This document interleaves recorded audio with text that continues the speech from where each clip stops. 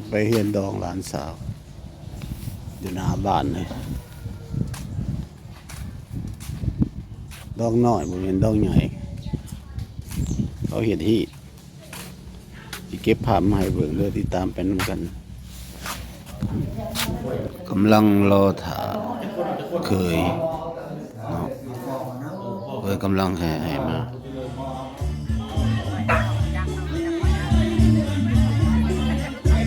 นี่ก็มาจากท่าแขกเลยเนาะเมืองหนองบก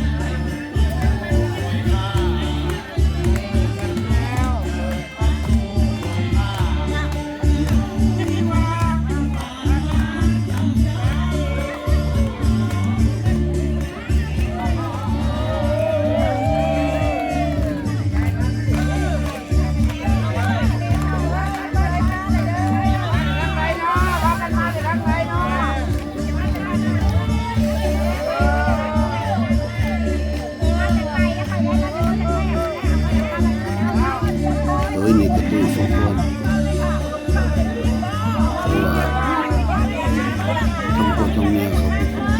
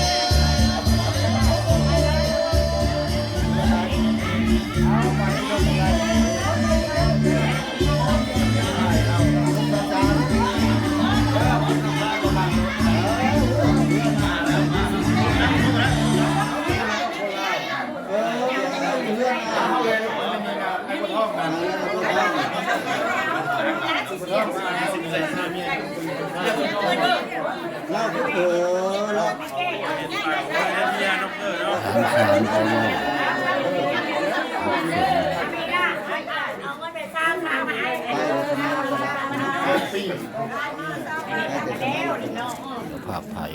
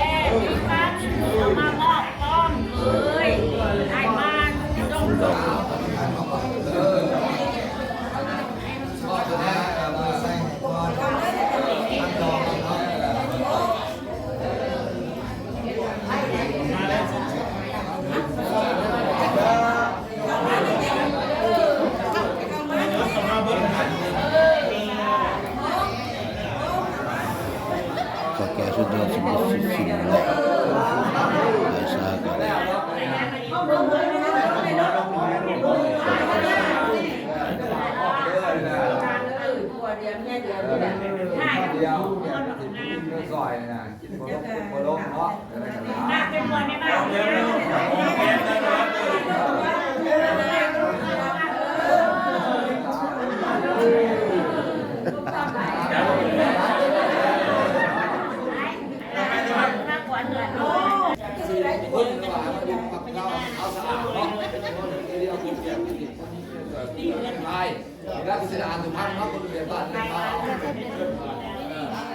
มันเขาเข้าสู่พิธีก่อนจะสวด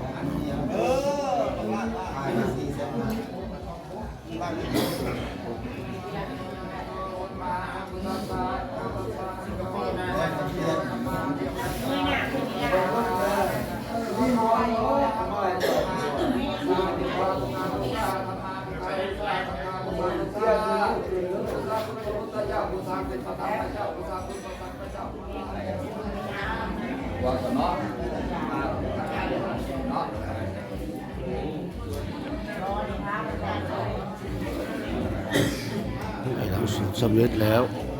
บางคนก็ได้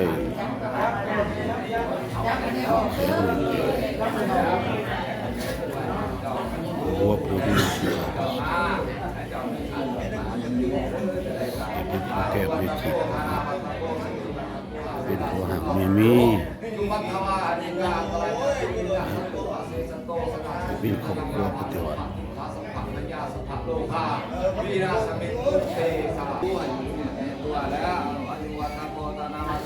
ให้หักให้แพงกันตลอดไปสัพพะโลกาวีราคำท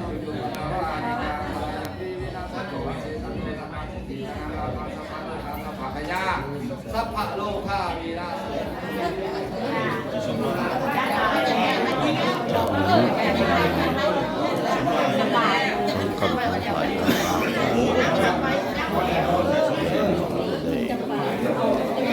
ไม่จะป่าแล้วนะเพราะแต่ว่านี่ซื้อเลยที่พระดงลงมานั่งอันนั้นสบายสบายสมุทีฮะเอาสมุทีเป็นโน่อ๋อจะขายโน่นะร้อยละบาท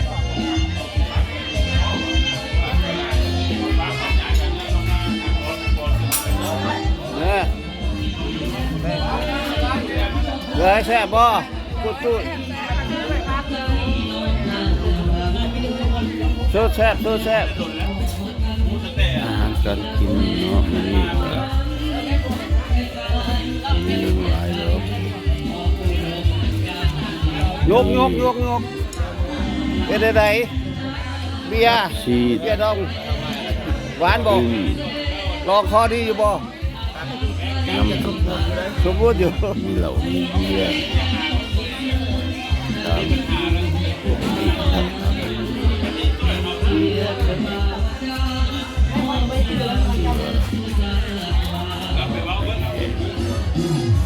อาหารดองบ่อยขึ้นมา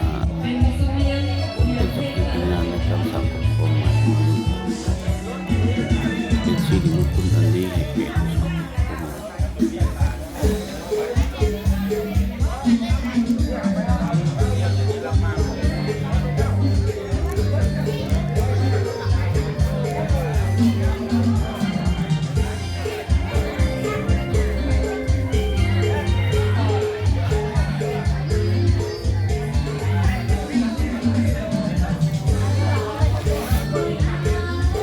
งานเขาเนี่ยก็เป็นงานน้อยพัฒนาตัวเราแต่เกิดขึ้นกัน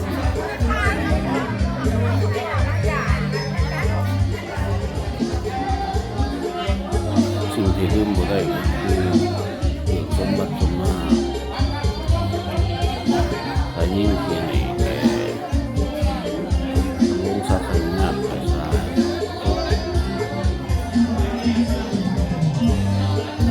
ไก่ก็ได้สมไก่ไก่ก็ได้สมไก่ดีก็ได้อันใหญ่ผู้น้อยและน้อยก็ได้มีการเปิดให้ลงใช้เป็นเงินจาก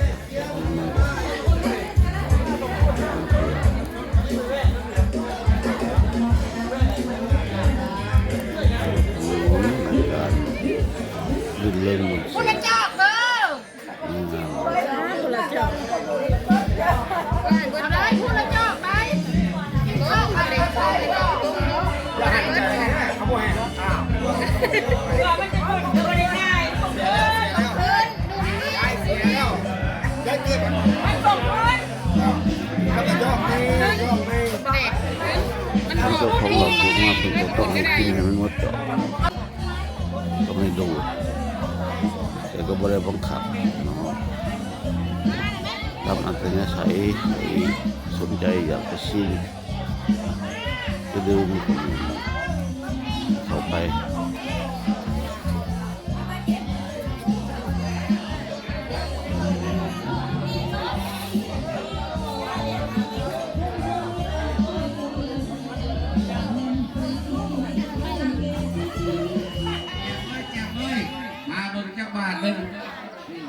ผู้ชุมนุมใหม่เด้แจมเมื่อตัวจังหวัดละ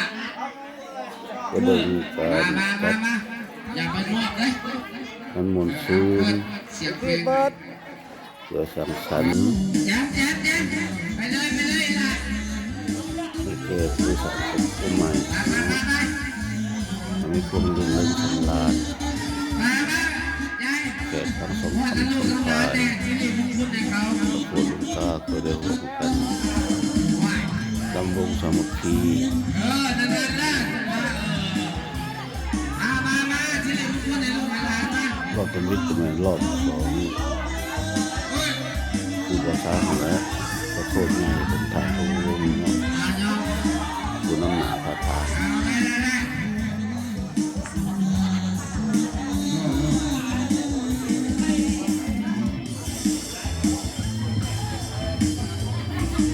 ทางบุบ้านมีสิ่งหนึ่งเรื่องบริมีต้นดำต้นต่อต้นปีของเทคโนเด็กๆเขากำมวลอยู่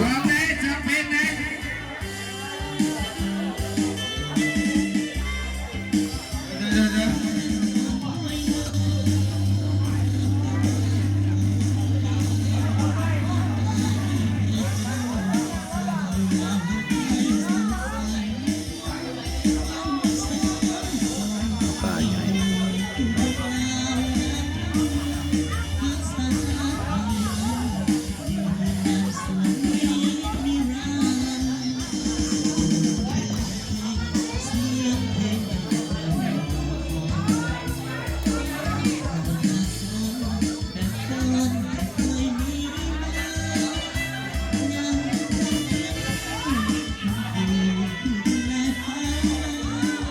น้องวงสองสีก็จัดไปเรื่อยๆทอดไปเรื่อยๆรับอันนั้นใช้วันนี้เป็นรอบไปทอดออกไปทอดเปิดเพลงเก็บไปเอาไปทอด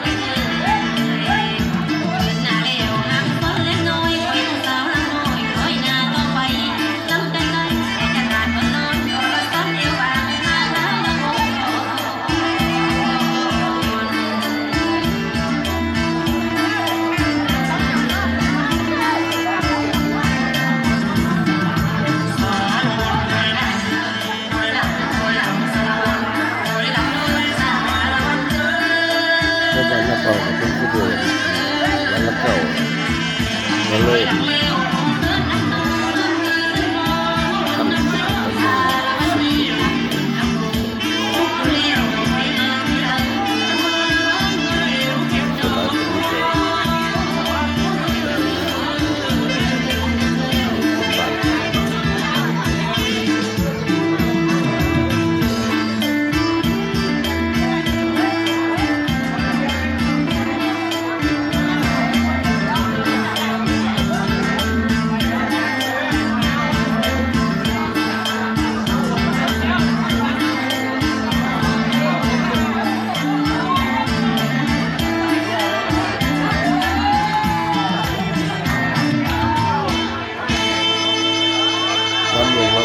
อย่าเฝ้ารถนะโอ้ยอ่อนมึงบ้านมึงยังว่างอ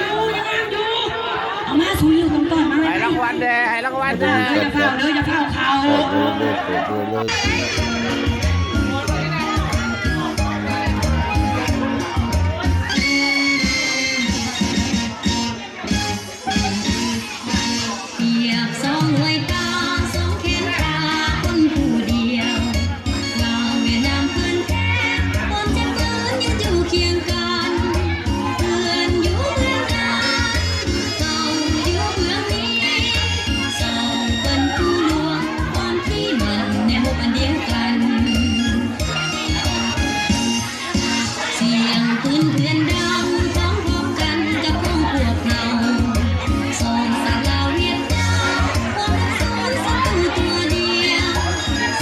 นี้กับที่ชั้นนี่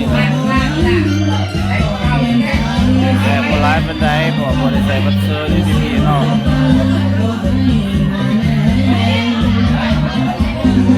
พบกันใหม่เทื่อหน้าเด้อ